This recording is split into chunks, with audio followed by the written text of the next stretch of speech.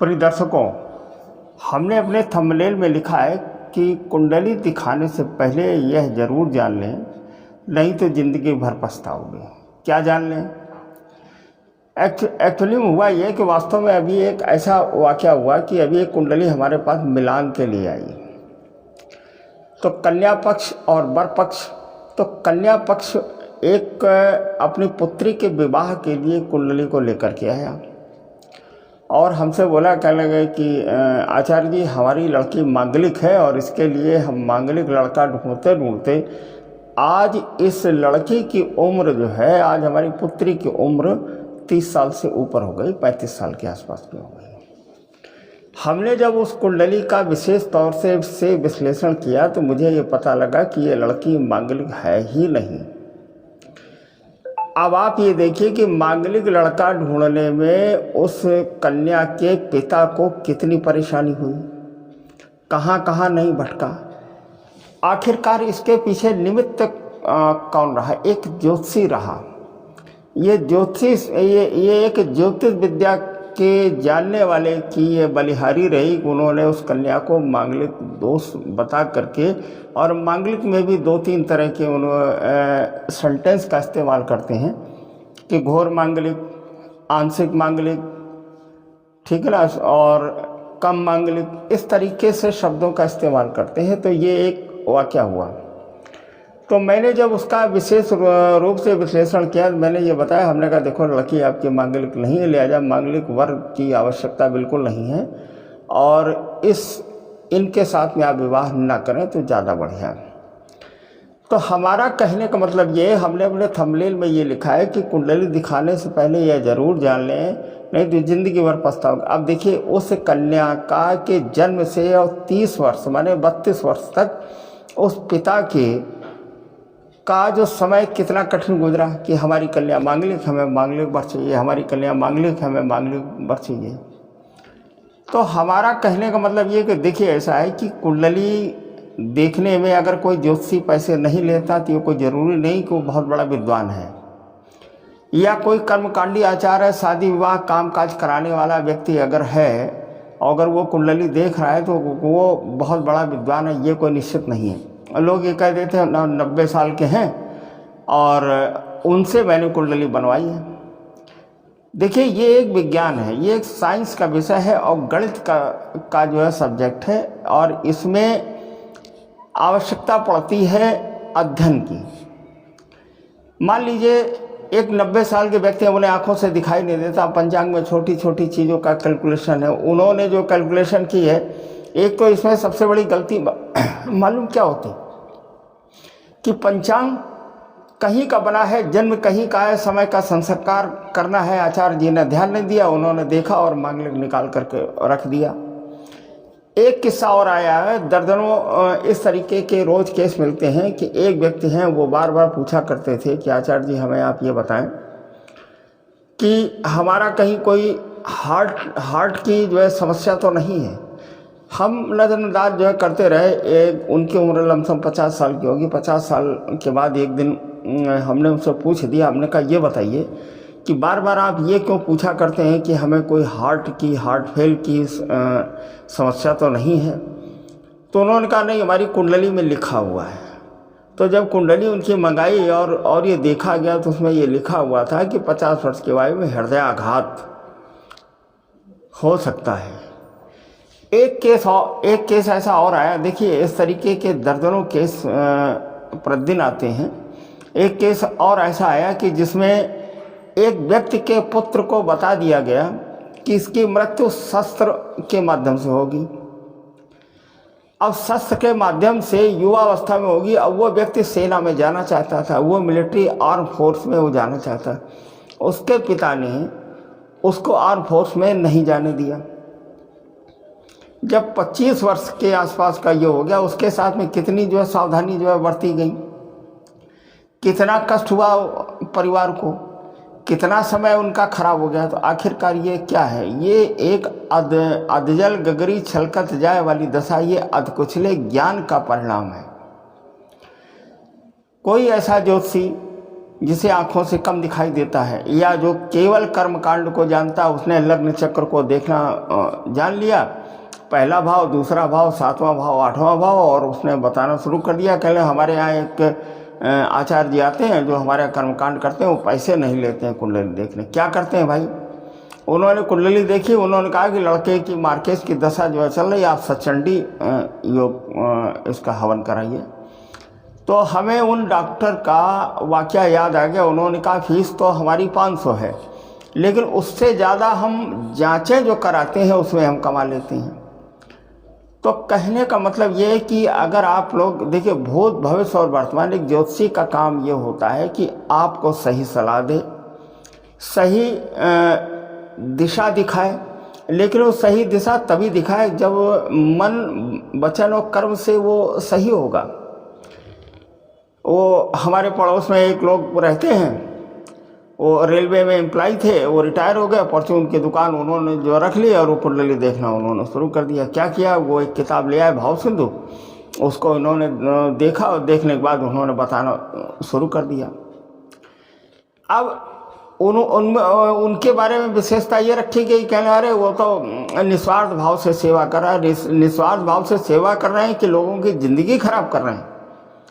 किसी को दुर्घटना बता रहे हो, किसी को हार्ट फेल बता रहे हो, किसी को अल्पायु बता रहे हो, किसी को कुछ बता रहे हो बगैर जान समझे। अब जिस व्यक्ति को आपने अल्पायु योग बता दिया या दुर्घटना योग बता दिया कि 18 वर्ष से और 20 वर्ष की अवधि में उस व्यक्ति का दुर्घटना योग है, तो जब अब 18 साल से 20 साल के बीच में उस व्यक्ति की क्या दशा होगी और क्या उनके माँ बाप की दशा होगी?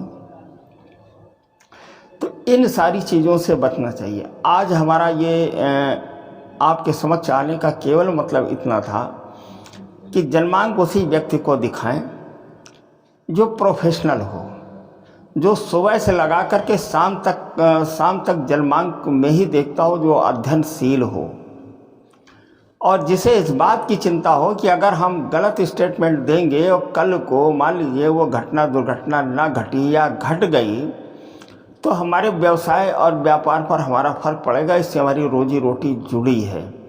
तो मन, वचन और कर्म से जो व्यक्ति सही हो, कम से कम किसी ज्योतिषी को दिखाएं। यहाँ तो लोग क्या करते हैं, ट्रेन में चलते चलते उन्होंने एक लग्न चक्र खींचा और बता दी कि मेरा भविष्य आप बता दीजिए। अरे बंद करिए, ये हर किसी के आगे हाथ फैलाना मित्रवर बंद करिए, नहीं तो कोई कुछ जो है बता देगा और तुम्हारा करियर पूरा हो जाएगा बर्बाद। खास तौर से कन्याओं और पुत्र के मामले में मांगलिक दोष, उन्होंने कहा कि काल सर्प दोष है और काल सर्प दोष की दशा है, इसकी पूजा करानी पड़ेगी और इसकी जो है दक्षिणा 31,000, 11,000 या 51,000 है। जिनसे आप सत्यनारायण की कथा कराते हैं उन्होंने बता दिया काल सर्प दोष है और राहु का जाप कराना पड़ेगा। राहु के जाप, उन्होंने कुंडली देखने के तो पैसे आपसे लिए नहीं, लेकिन काहे में कमाया? राहु के जाप में कमाया। आजकल ये हो रहा है, हर गली में एक ज्योतिषी मिल जाएगा। 1 महीने का कोर्स करिए, ज्योतिषी जो बनिए, जगह जगह बोर्ड जो है लगे हुए हैं। कोई 501 ले रहा है, कोई 2,000 ले रहा है, कोई 2,500 ले रहा है और कोई कुछ भी नहीं ले रहा है, चाय और जो पिला रहा है, और कोई तो पौवा लगा करके कुंडली देख रहा है। तो ज्योतिष की जो छीछा-लेदर हो रही है मित्रों, केवल आपके समक्ष आने का हमारा अभिप्राय केवल यही था कि हर किसी को कुंडली दिखाना बंद करें, क्योंकि अज्ञानता बस अगर उसने कोई ऐसी बात कह दी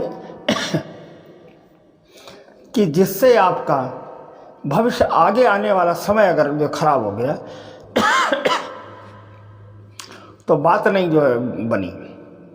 जैसे अभी एक हमने जो एग्जाम्पल अभी हमने लिया था कि लड़का वो सेना में जाना चाहता था, मिलिट्री में जाना चाहता था, लेकिन उनके यहाँ कथा भागवत पढ़ने वाले, विवाह शादी काम कराने वाले आचार्य की महिमा कृपा उनके ऊपर हो गई। उन्होंने बच्चे की कुंडली देखी, उन्होंने कहा 20 वर्ष से 18 वर्ष से 20 वर्ष के बीच में शस्त्र से मौत होने का कहीं कुछ नहीं हुआ। 20 साल बर्बाद हो गए उसके हैं। लोग अनायास ही लिख देते हैं कि दुर्घटना का योग है, आप वाहन ना चलाएं। बात एकदम सही है। वहाँ धीरे चलाएं तो बात समझ में आती है, लेकिन दुर्घटना का योग है, दुर्घटना में मौत हो सकती है, अल्पायु है, इस तरीके के प्रश्न लोग लिख देते हैं कि पैसा बहुत आता है रुकता नहीं है। ये सब फंडे हैं। तो मित्रों, इसे आप लोग इसे अन्यथा न लें और इस बात की कसम खाइए कि फीस भले चाहे ज़्यादा लगे, लेकिन एक पढ़े लिखे योग्य आचार्य को आप कुंडली दिखाना पसंद करें।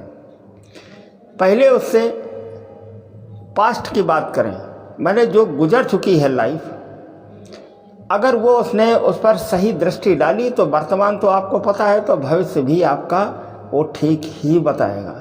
इसी बात से पता लग जाता है कि ये व्यक्ति हमारा फ्यूचर कैसे बताएगा। जब इसने हमारा पास्ट बताया, जब इसने भूतकाल हमारा बताया, तो वर्तमान तो हमें पता है, यही हमारा फ्यूचर भी बताएगा। सही मायने में देखा जाए, एक ज्योतिषी जो है, जैसे मकान जब बनता है तो इंजीनियर एक नक्शा बनाता है, उसी तरह से जन्म कुंडली एक नक्शा होती है।